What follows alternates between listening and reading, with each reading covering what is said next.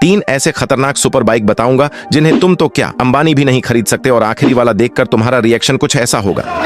लेकिन वीडियो शुरू करने से पहले अगर तुम बॉय हो तो वीडियो को लाइक करो, और अगर तुम गर्ल हो तो चैनल को सब्सक्राइब करो, और अगर तुमने कुछ नहीं किया तो मैं समझ जाऊंगा। तुम कुछ और हो तो जल्दी करो। नंबर 1 पे आते हैं ये वाला बाइक। ये है कस्टम मेड बाइक, जो कि पूरी दुनिया में सिर्फ एक ही मॉडल है और इसे कोई भी नहीं खरीद सकता क्योंकि अंकल इसे सेल नहीं करेंगे। नंबर 2 पे आते हैं ये एक फ्यूचरिस्टिक बाइक। ये दिखने में किसी अजूबे से कम नहीं लगता और ऐसा लगता है जैसे फ्यूचर में 2050 में आ गए हैं। नंबर 3 और आखिरी में आते हैं ये बैटमैन का बाइक, जो कि एक सिंगल पीस है पूरे दुनिया में, और ये सिर्फ बैटमैन के पास है, और बैटमैन के बिना ये बाइक स्टार्ट भी नहीं होती।